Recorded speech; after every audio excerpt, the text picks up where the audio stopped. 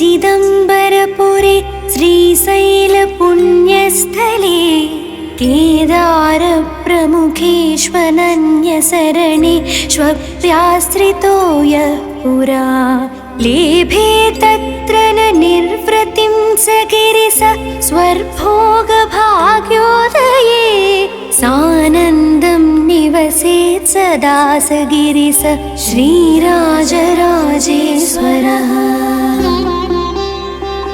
यद्वेदान्तविचिन्तितं परमतत्त्वार्थप्रकाशात्मकं सत्यं ज्ञानमनन्तमाद्यममलं ब्रह्मेति संकीर्त्यते तज्ज्योतिर्मयलिङ्गरूपमभवत् सम्प्रार्थितं योगिभिः तं वन्दे परमेश्वरं पशुपतिं श्रीराजराजेश्वरम्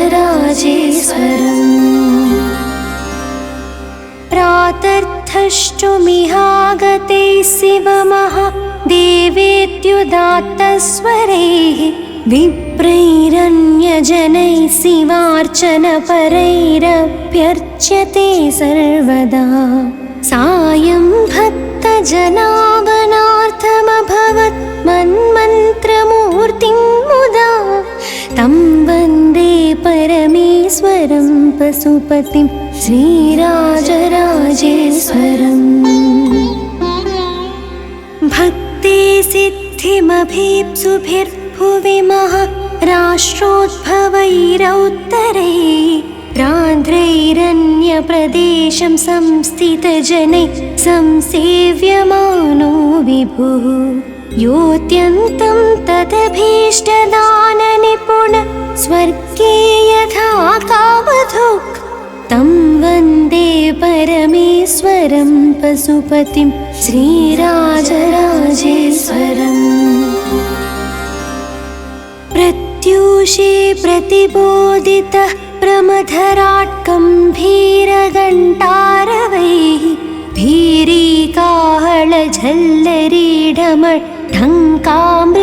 भीरीकाहळझल्लरीढमढङ्कामृदङ्गध्वनैः यान्यैर्मागधवन्दिभिर्जययजे युच्चैर्वदद्भिः सदा तं वन्दे परमेश्वरं पशुपतिं श्रीराजराजेश्वरम्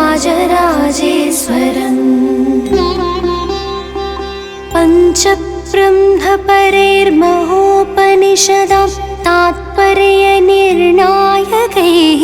मन्त्रैरीश्वर एक एव निधिवो नान्यत्परं दैवतम्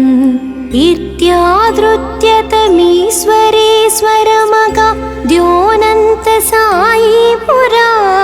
तं वन्दे परमेश्वरं पशुपतिं श्रीराजराजेश्वरम् सानन्दं भवसागरं कथममि तर्तुं समर्था वयं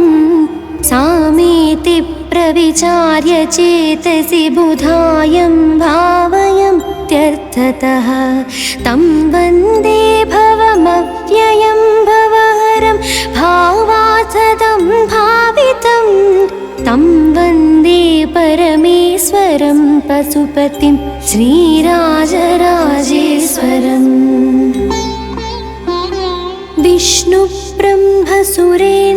विष्णुब्रह्मसुरेन्द्रमुख्यविबुधा वाञ्छन्ति यस्यद्भुतं मासे मासि महोत्सवं पशुपतेर्द्रष्टुं सकौतूहलाः तं शम्भुं करुणातरङ्गजलधिं कल्याणमूर्तिं कविं तं वन्दे परमेश्वरं पशुपतिं श्रीराजराजेश्वरम् को देवस्मरणार्थिनां भुवि नृणां सौख्यानुसन्धायको भूयादित्यखिलामरेष्वपि चिरां त्वालोच्य योगीश्वरा यं त्वेवं कथयन्ति शङ्करमिति प्रातीतिकान्वर्थकास्तं वन्दे परमेश्वरं पशुपतिं श्रीराजराजेश्वरम्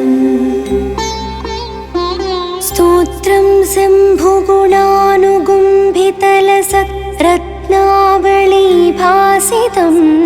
भक्त्या संस्मरताघसङ्घहरणं सर्वार्थसिद्धिप्रदम् सायं प्रातरिदं पठन्ति सततं ये वै जनाः प्रेमतः ते सर्वे समवाप्नुवन्ति सकलान् कामानिवेन्द्रेप्सितान् इति राजराजेश्वराष्टकं सम्पूर्णम्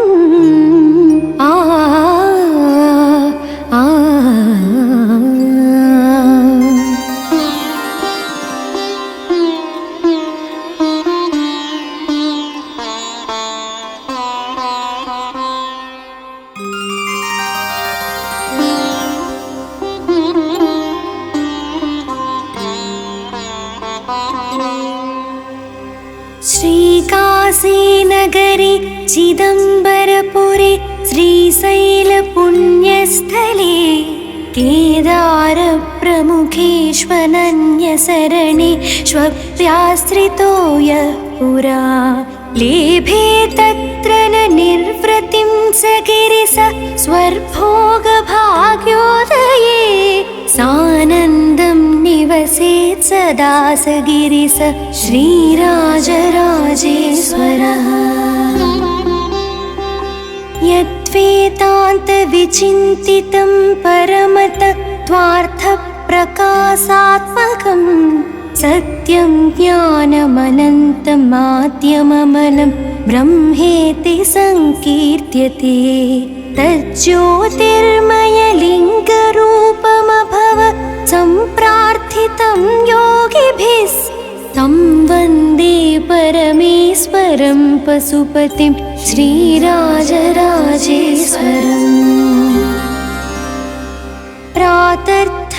प्रातर्थष्टुमिहागते शिवमहादेवेत्युदात्तस्वरैः विप्रैरन्यजनैः शिवार्चनपरैरभ्यर्च्यते सर्वदा सायं भक्तजनागणार्थमभवत् मन्मन्त्रमूर्तिं मुदा तं वन्दे परमेश्वरं पशुपतिं श्रीराजराजेश्वरम्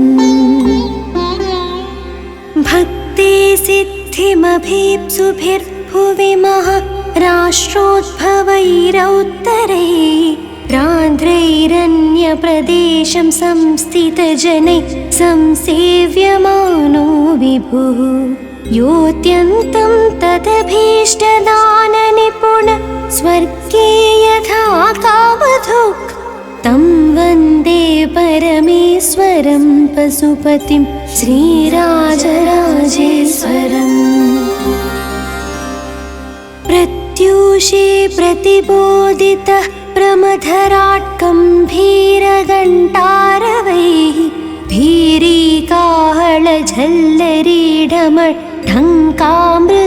भीरीकाहळझल्लरीढमढङ्कामृदङ्गध्वनैः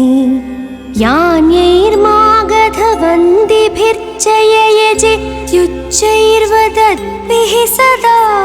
तं वन्दे परमेश्वरं पशुपतिं श्रीराजराजेश्वरम्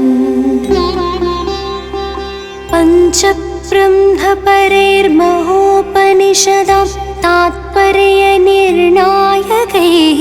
मन्त्रैरीश्वर एक एव निधिवो नान्यत् परं दैवतम्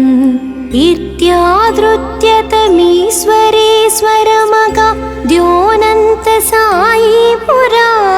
तं वन्दे परमेश्वरं पशुपतिं श्रीराजराजेश्वरम् सानन्दं भवसागरं कथममि तर्तुं समर्था वयं सामेति प्रविचार्य चेतसि बुधायं भावयं त्यर्थतः तं वन्दे भवमव्ययं भवहरं भावात्सदं भावितं तं वन्दे परमेश्वरं पशुपतिं श्रीराजराजेश्वरम् विष्णुब्रह्मसुरेन्द्रमुख्यविबुधा वाञ्छन्ति यस्यद्भुतं मासे मासि महोत्सवं पशुपतेर्द्रष्टुं सकौतूहलाः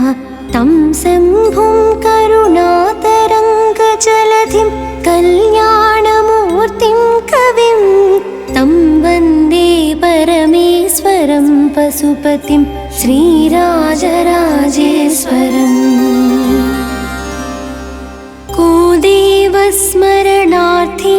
भुवि नृणां सौख्यानुसन्धायको भूयादित्यखिलामरेष्वपि चिरां त्वालोच्य योगीश्वरा यं त्वेवं कथयन्ति शङ्करमिति प्रातीतिकान्वर्थकास्तं वन्दे परमेश्वरं पशुपतिं श्रीराजराजेश्वरम्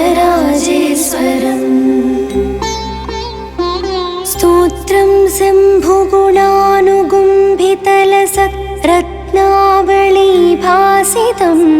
भक्त्या संस्मरताघसङ्घहरणं सर्वार्थसिद्धिप्रदम् सायं प्रातरिदं पठन्ति सततं ये वै जनाः प्रेमतः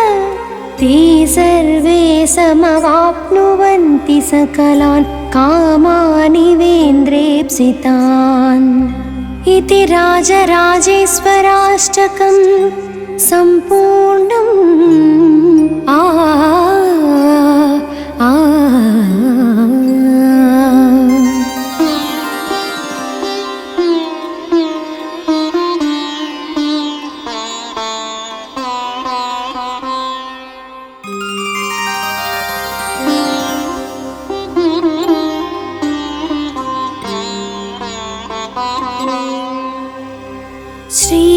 श्रीकाशीनगरे चिदम्बरपुरे श्रीशैलपुण्यस्थले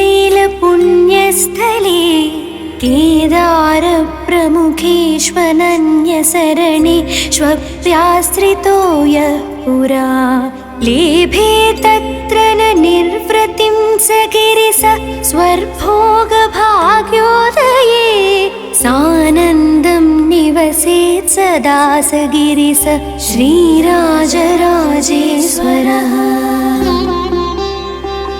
यद्वेदान्तविचिन्तितं परमतत्त्वार्थप्रकाशात्मकं सत्यं ज्ञानमनन्तमाद्यममलं ब्रह्मेति संकीर्त्यते तज्ज्योतिर्मयलिङ्गरूपमभवत् सम्प्रार्थितं योगिभिः तं वन्दे परमेश्वरं पशुपतिं श्रीराजराजेश्वरम्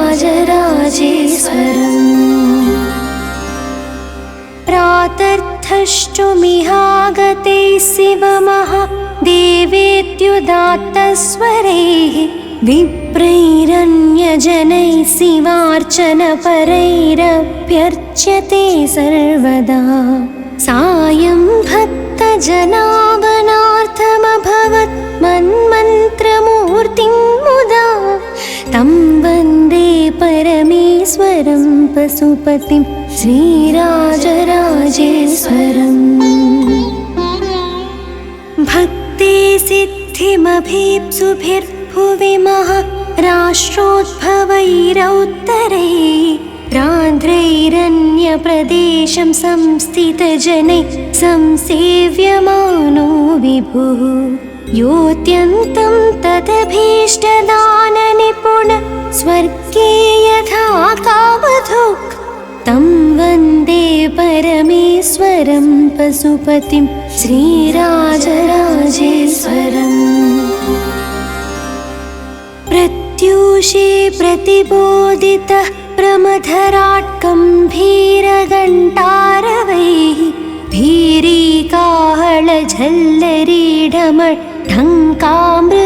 भीरीकाहळझल्लरीढमढङ्कामृदङ्गध्वनैः यान्यैर्मागध यजेत्युच्चैर्वदद्भिः सदा तं वन्दे परमेश्वरं पशुपतिं श्रीराजराजेश्वरम्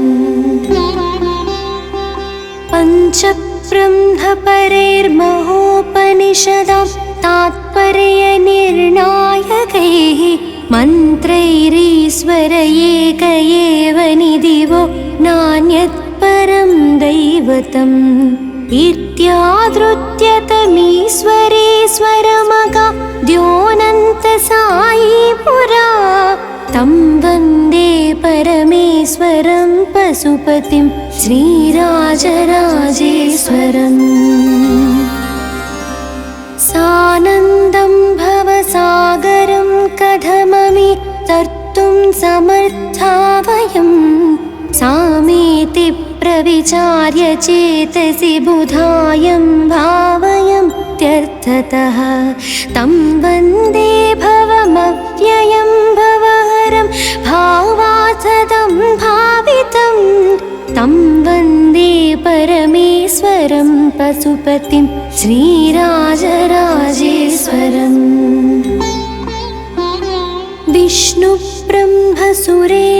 विष्णुब्रह्मसुरेन्द्रमुख्यविबुधा वाञ्छन्ति यस्यद्भुतं मासे मासि महोत्सवं पशुपतेर्द्रष्टुं सकौतूहलाः तं शम्भुं करुणातरङ्गजलधिं कल्याणमूर्तिं कविं तं वन्दे परमेश्वरं पशुपतिं श्रीराजराजेश्वरम् को देवस्मरणार्थिनां भुवि नृणां सौख्यानुसन्धायको भूयादित्यखिलामरेष्वपि चिरां त्वालोच्य योगीश्वरा यं त्वेवं कथयन्ति शङ्करमिति प्रातीतिकान्वर्थकास्तं वन्दे परमेश्वरं पशुपतिं श्रीराजराजेश्वरम् स्तोत्रं शम्भुगुणानुगुम्भितलसत् रत्नावलीभासितं भक्त्या संस्मरताघसङ्घहरणं सर्वार्थसिद्धिप्रदम् सायं प्रातरिदं पठन्ति सततं ये वै जनाः प्रेमतः ते सर्वे समवाप्नुवन्ति सकलान् कामानिवेन्द्रेप्सितान् इति राजराजेश्वराष्टकं सम्पूर्णम्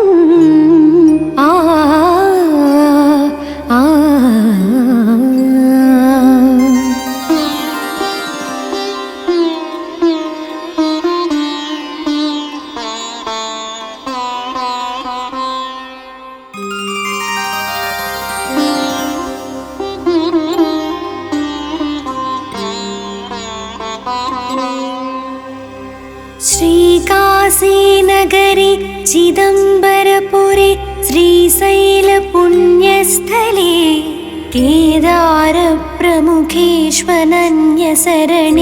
केदारप्रमुखेष्वनन्यशरणेष्वप्याश्रितो यः पुरा लेभे तत्र न निर्वृतिं स गिरिश स्वर्भोगभाग्योदये सानन्दं निवसेत् सदा स गिरिश श्रीराजराजेश्वरः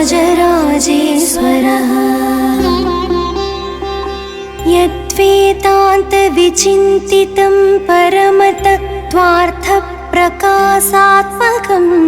सत्यं ज्ञानमनन्तमाद्यममलं ब्रह्मेति संकीर्त्यते तज्ज्योतिर्मयलिङ्गरूपमभवत् सम्प्रार्थितं योगिभिः तं वन्दे परमेश्वरं पशुपतिं श्रीराजराजेश्वरम्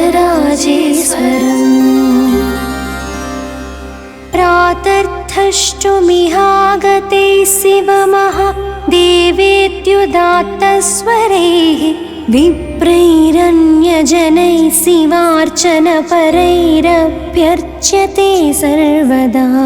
सायं भक्तजनावनार्थमभवत् मन्मन्त्रमूर्तिं मुदा।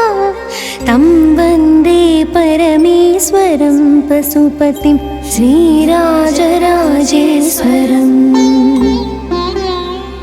भक्ते सिद्धिमभीप्सुभिर्भुवि महाराष्ट्रोद्भवैरौत्तरैः राध्रैरन्यप्रदेशं संस्थितजनैः संसेव्यमानो विभुः। योऽत्यन्तं तदभीष्टदाननिपुण स्वर्गे यथा कामधुक्।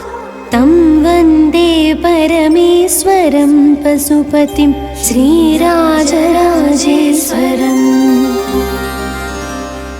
प्रत्यूषे प्रतिबोधितः प्रमथराट् गम्भीरघण्टारवैः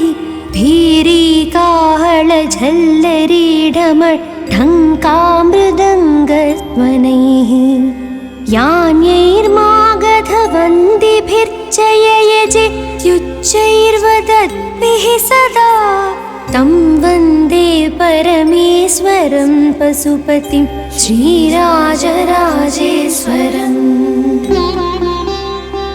पञ्चब्रह्मपरैर्महोपनिषदां तात्पर्यनिर्णायकैः मन्त्रैरीश्वर एक एव निधिवो नान्यत् परं दैवतम्। इत्यादृत्यतमीश्वरेश्वरमगाद्योऽनन्तसायी पुरा। तं वन्दे परमेश्वरं पशुपतिं श्रीराजराजेश्वरम्। सानन्दं भवसागरं कथममि तर्तुं समर्था वयं।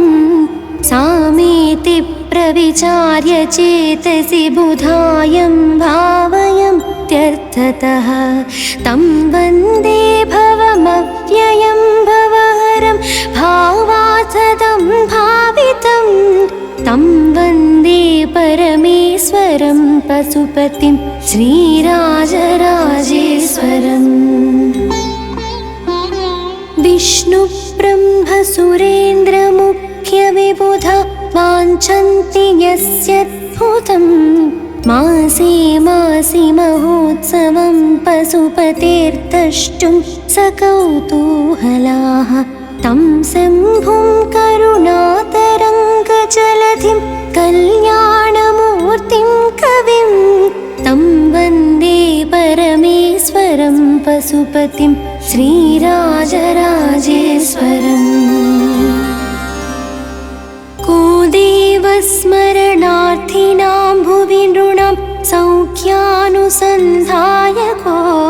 भूयादित्यखिलामरेष्वपि चिरां त्वालोच्य योगीश्वरा। यं त्वेवं कथयन्ति शङ्करमिति प्रातीतिकान्वर्थकास्तं वन्दे परमेश्वरं पशुपतिं श्रीराजराजेश्वरम्।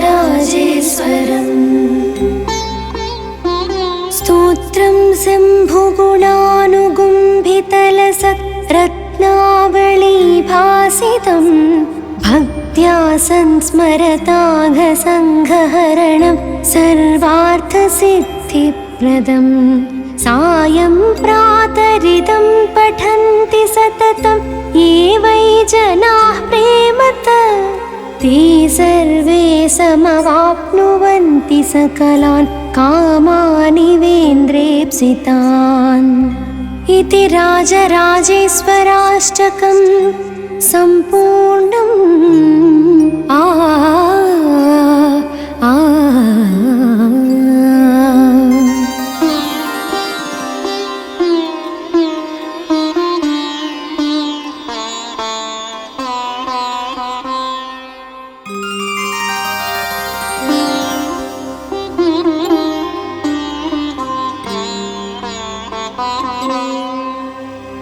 श्रीकाशीनगरे चिदम्बरपुरे श्रीशैलपुण्यस्थले केदारप्रमुखेष्वनन्यशरणेष्वप्याश्रितो यः पुरा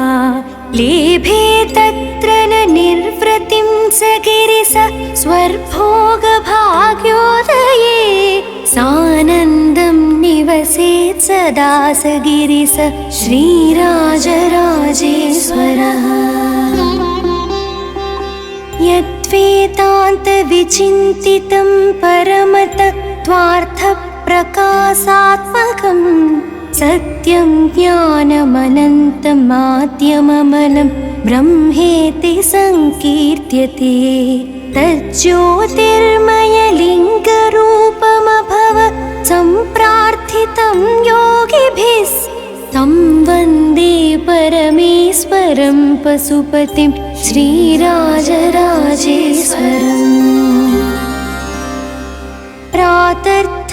प्रातर्थष्टुमिहागते शिवमहादेवेत्युदात्तस्वरैः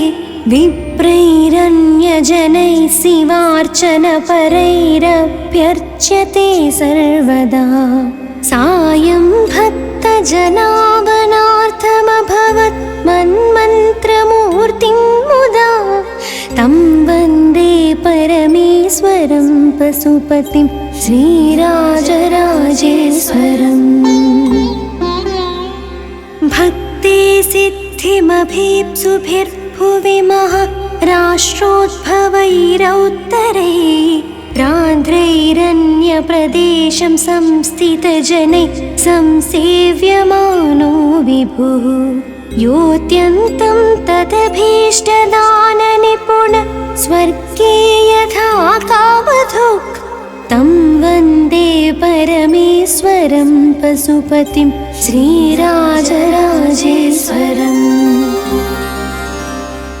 प्रत्यूषे प्रतिबोधितः प्रमथराट् गम्भीरघण्टारवैः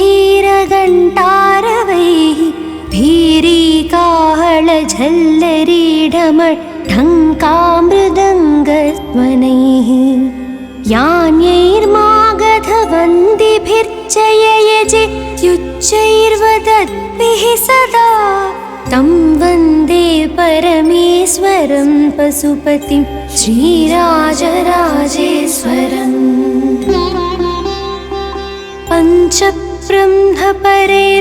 पञ्चब्रह्मपरैर्महोपनिषदां तात्पर्यनिर्णायकैः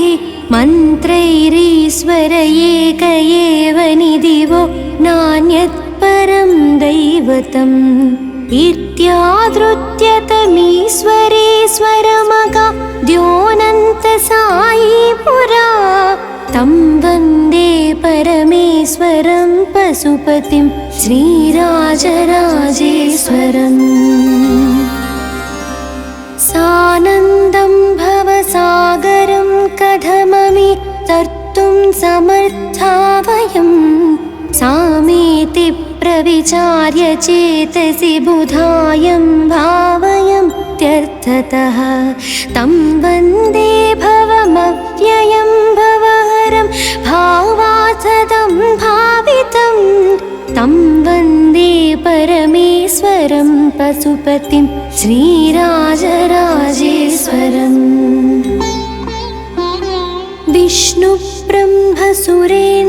विष्णुब्रह्मसुरेन्द्रमुख्यविबुधा वाञ्छन्ति यस्यद्भुतं मासे मासि महोत्सवं पशुपतेर्द्रष्टुं सकौतूहलाः तं शम्भुं करुणातरङ्गजलधिं कल्याणमूर्तिं कविं तं वन्दे परमेश्वरं पशुपतिं श्रीराजराजेश्वरम् को देवस्मरणार्थिनां भुवि नृणां सौख्यानुसन्धायको भूयादित्यखिलामरेष्वपि चिरां त्वालोच्य योगीश्वरा यं त्वेवं कथयन्ति शङ्करमिति प्रातीतिकान्वर्थकास् तं वन्दे परमेश्वरं पशुपतिं श्रीराजराजेश्वरम्। स्तोत्रं शम्भुगुणानुगुम्भितलसत्रत्नावलीभासितं भक्त्या संस्मरताघसङ्घहरणं सर्वार्थसिद्धिप्रदम्। सायं प्रातरिदं पठन्ति सततं ये वै जनाः प्रेमतः ते सर्वे समवाप्नुवन्ति सकलान् कामानिवेन्द्रेप्सितान्। इति राजराजेश्वराष्टकं सम्पूर्णम्।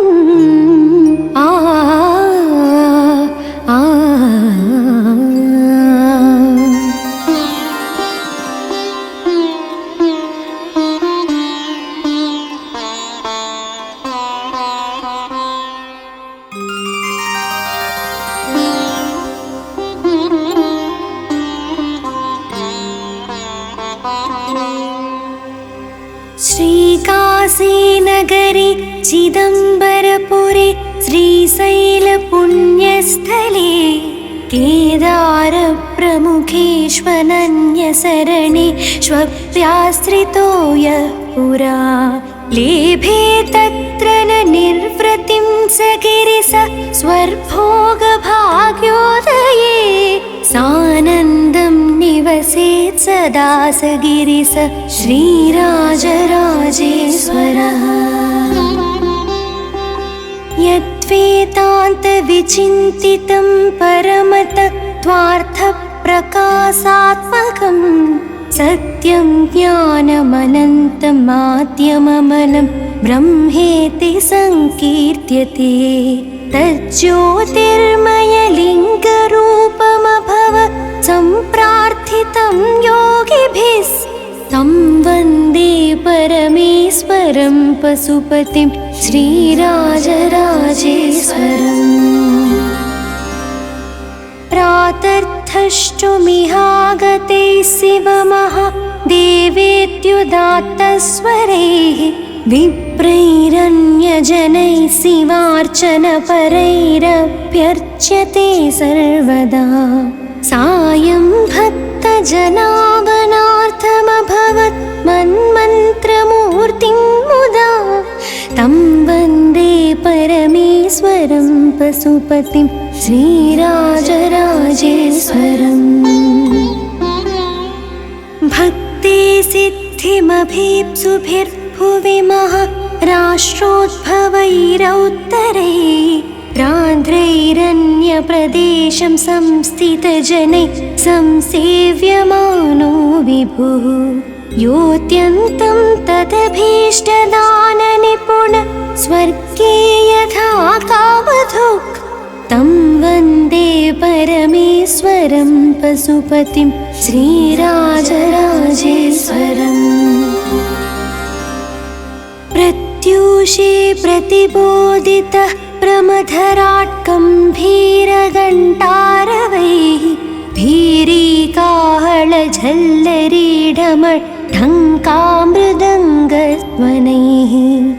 यान्यैर्मागधवन्दिभिर्जययजेत्युच्चैर्वदद्भिः सदा तं वन्दे परमेश्वरं पशुपतिं श्रीराजराजेश्वरम्। पञ्चब्रह्मपरैर्महोपनिषदां तात्पर्यनिर्णायकैः मन्त्रैरीश्वर एक एव निधिवो नान्यत्परं दैवतम्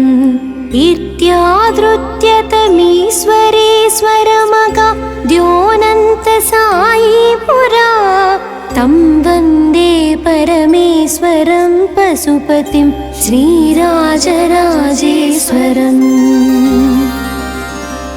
सानन्दं भवसागरं कथममि तर्तुं समर्था वयं सामेति प्रविचार्य चेतसि बुधायं भावयं त्यर्थतः तं वन्दे भवमव्ययं भवहरं भावात् पार्थदं भावितं तं वन्दे परमेश्वरं पशुपतिं श्रीराजराजेश्वरम्। विष्णुब्रह्मसुरेन्द्रमुख्यविबुधा वाञ्छन्ति यस्यद्भुतं मासे मासि महोत्सवं पशुपतेर्द्रष्टुं सकौतूहलाः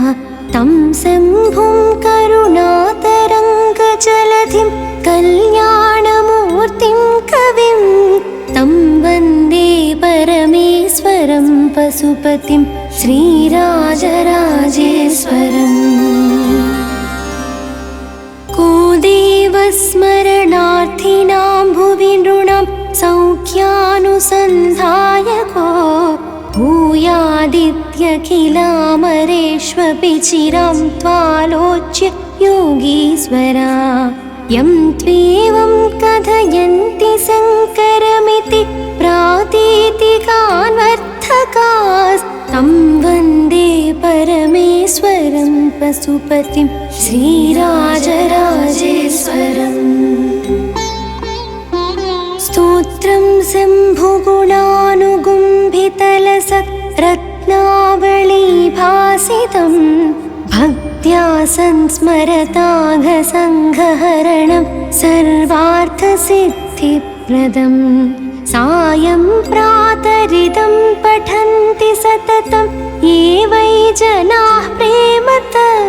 ते सर्वे समवाप्नुवन्ति सकलान् कामानिवेन्द्रेप्सितान्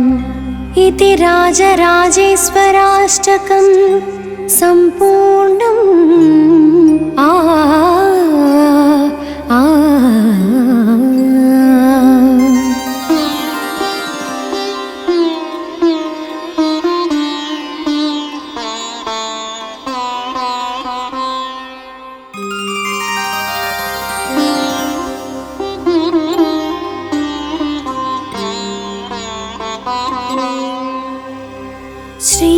श्रीकाशीनगरे चिदम्बरपुरे श्रीशैलपुण्यस्थले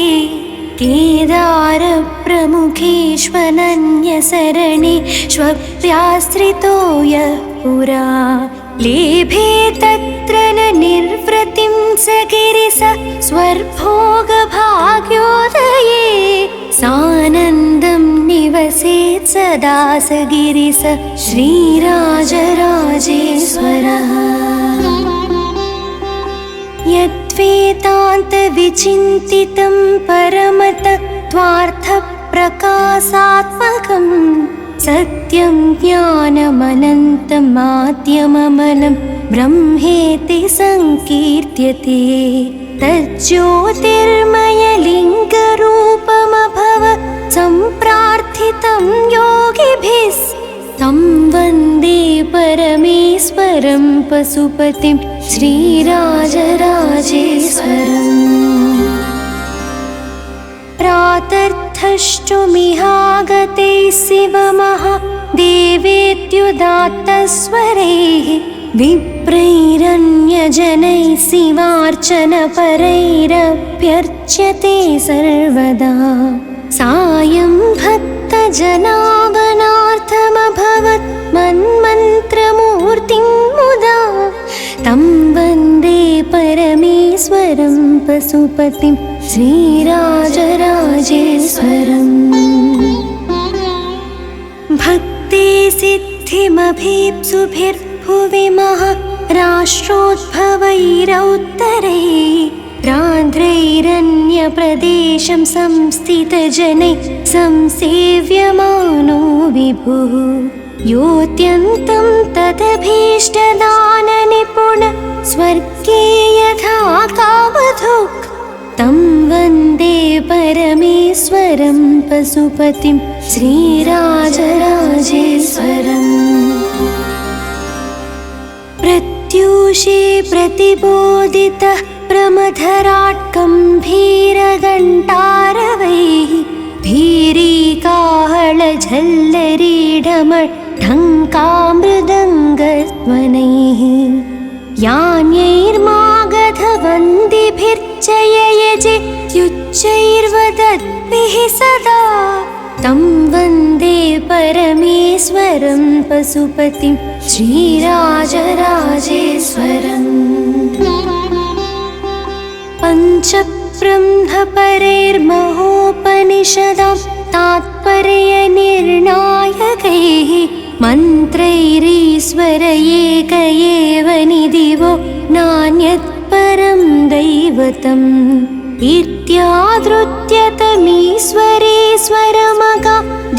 इत्यादृत्यतमीश्वरेश्वरमगाद्योऽनन्तसायी पुरा तं वन्दे परमेश्वरं पशुपतिं श्रीराजराजेश्वरम् सानन्दं भवसागरं कथममि तर्तुं समर्था वयं सामेति प्रविचार्य चेतसि बुधायं भावयन्त्यर्थतः तं वन्दे भवमव्ययं भवहरं भावार्थदं भावितं तं वन्दे परमेश्वरं पशुपतिं श्रीराजराजेश्वरम्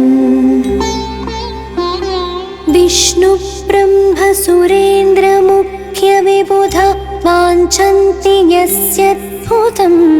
मासे मासि महोत्सवं पशुपतेर्द्रष्टुं सकौतूहलाः तं शम्भुं करुणातरङ्गजलधिं कल्याणमूर्तिं कविं तं वन्दे परमेश्वरं पशुपतिं श्रीराजराजेश्वरम् को देवस्मरणार्थिनां भुवि नृणां सौख्यानुसन्धायको भूयादित्यखिलामरेष्वपि चिरां त्वालोच्य योगीश्वरा यं त्वेवं कथयन्ति शङ्करमिति प्रातीतिकान्वर्थकास्तं वन्दे परमेश्वरं पशुपतिं श्रीराजराजेश्वरम् स्तोत्रं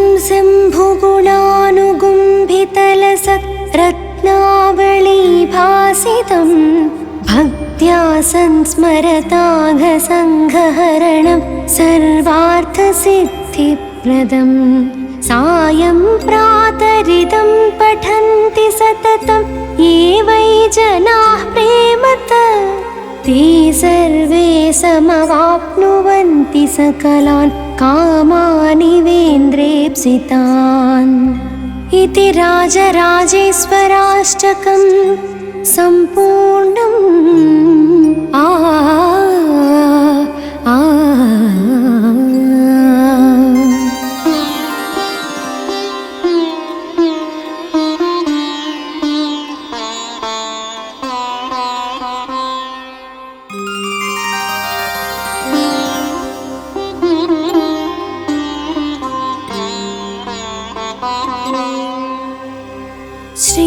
श्रीकाशीनगरे चिदम्बरपुरे श्रीशैलपुण्यस्थले केदारप्रमुखेष्वनन्यशरणेष्वप्याश्रितो यः पुरा लेभे तत्र न निर्वृतिं स गिरिश स्वर्भोगभाग्योदये सानन्दं निवसेत् सदा स गिरिश श्रीराजराजेश्वरः यद्वेदान्तविचिन्तितं परमतत्त्वार्थप्रकाशात्मकं सत्यं ज्ञानमनन्तमाद्यममलं ब्रह्मेति संकीर्त्यते तज्ज्योतिर्मयलिङ्गरूपमभवत् सम्प्रार्थितं योगिभिः तं वन्दे परमेश्वरं पशुपतिं श्रीराजराजेश्वरम्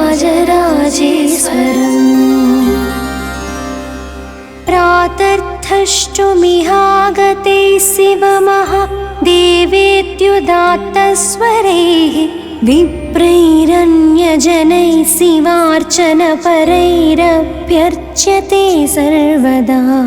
सायं भक्तजनावनार्थमभवत् मन्मन्त्रमूर्तिं मुदा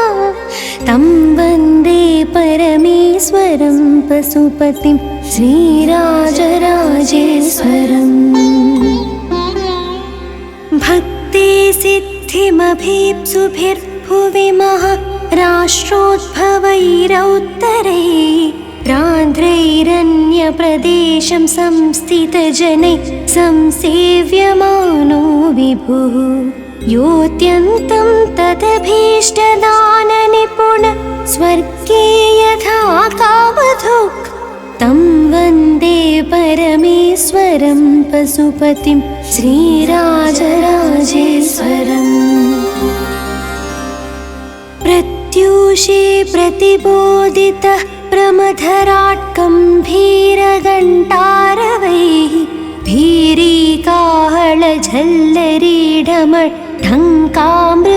भीरीकाहळझल्लरीढमढङ्कामृदङ्गध्वनैः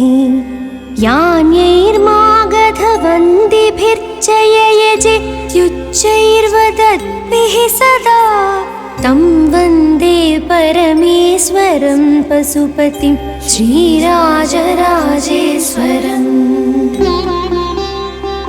पञ्चब्रह्मपरैर्महोपनिषदां तात्पर्यनिर्णायकैः मन्त्रैरीश्वर एक एव निधिवो नान्यत् परं दैवतम्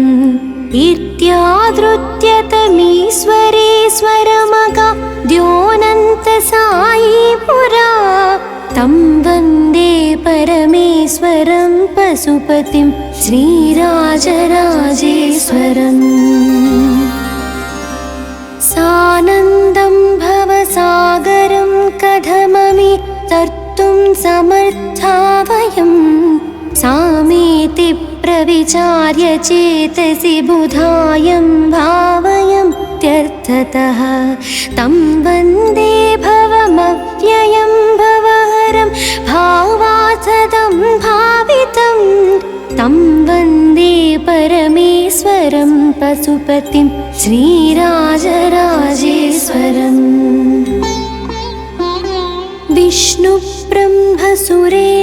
विष्णुब्रह्मसुरेन्द्रमुख्यविबुधा वाञ्छन्ति यस्यद्भुतं मासे मासि महोत्सवं पशुपतेर्द्रष्टुं सकौतूहलाः तं शम्भुं करुणातरङ्गजलधिं कल्याणमूर्तिं कविं तं वन्दे परमेश्वरं पशुपतिं श्रीराजराजेश्वरम् को देवस्मरणार्थिनां भुवि नृणां सौख्यानुसन्धायको भूयादित्यखिलामरेष्वपि चिरां त्वालोच्य योगीश्वरा यं त्वेवं कथयन्ति शङ्करमिति प्रातीतिकान्वर्थकास्तं वन्दे परमेश्वरं पशुपतिं श्रीराजराजेश्वरम् स्तोत्रं शम्भुगुणानुगुम्भितलसत् रत्नावलीभासितं भक्त्या संस्मरताघसङ्घहरणं सर्वार्थसिद्धिप्रदं सायं प्रातरिदं पठन्ति सततं ये वै जनाः प्रेमतः ते सर्वे समवाप्नुवन्ति सकलान् कामानिवेन्द्रेप्सितान् इति राजराजेश्वराष्टकं सम्पूर्णम्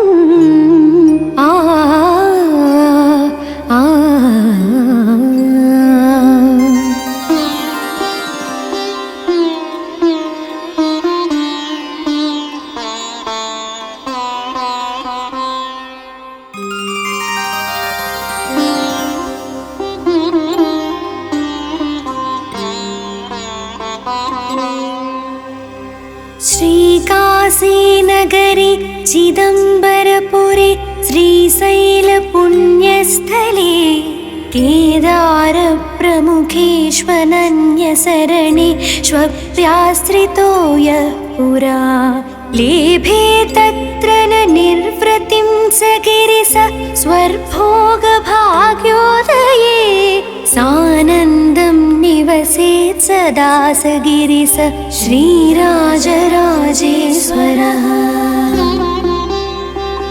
यद्वेदान्तविचिन्तितं परमतत्त्वार्थप्रकाशात्मकं सत्यं ज्ञानमनन्तमाद्यममलं ब्रह्मेति संकीर्त्यते तज्ज्योतिर्मयलिङ्गरूपमभवत् सम्प्रार्थितं योगिभिः तं वन्दे परमेश्वरं पशुपतिं श्रीराजराजेश्वरम्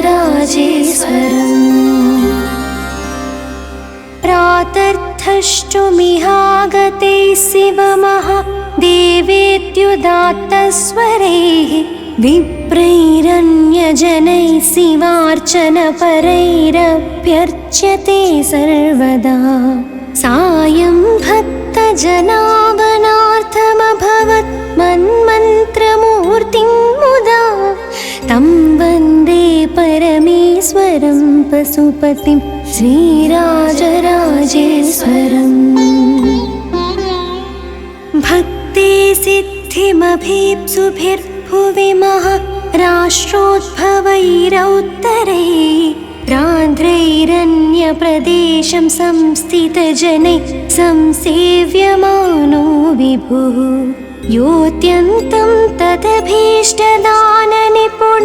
स्वर्गे यथा कामधुक् तं वन्दे परमेश्वरं पशुपतिं श्रीराजराजेश्वरम्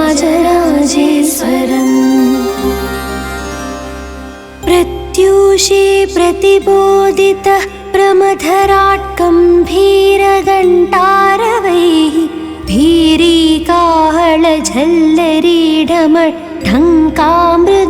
भीरीकाहळझल्लरीढमढङ्कामृदङ्गध्वनैः यान्यैर्मागधवन्दिभिर्जययजे युच्चैर्वदद्भिः सदा तं वन्दे परमेश्वरं पशुपतिं श्रीराजराजेश्वरम्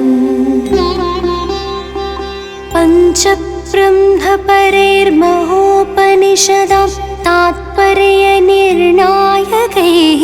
मन्त्रैरीश्वर एक एव निधिवो नान्यत् परं दैवतम्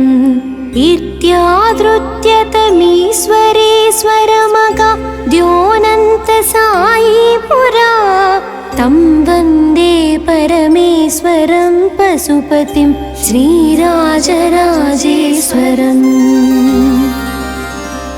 सानन्दं भवसागरं कथममि तर्तुं समर्था वयं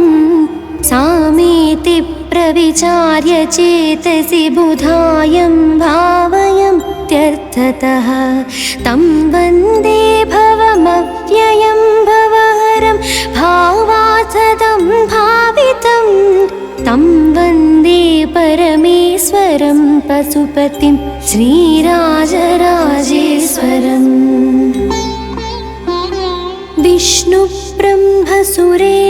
विष्णुब्रह्मसुरेन्द्रमुख्यविबुधा वाञ्छन्ति यस्यद्भुतं मासे मासि महोत्सवं पशुपतेर्द्रष्टुं सकौतूहलाः तं शम्भुं करुणातरङ्गजलधिं कल्याणमूर्तिं कविं तं वन्दे परमेश्वरं पशुपतिं श्रीराजराजेश्वरम् को देवस्मरणार्थिनां भुवि नृणां सौख्यानुसन्धायको भूयादित्यखिलामरेष्वपि चिरां त्वालोच्य योगीश्वरा यं त्वेवं कथयन्ति शङ्करमिति प्रातीतिकान्वर्थकास्तं वन्दे परमेश्वरं पशुपतिं श्रीराजराजेश्वरम्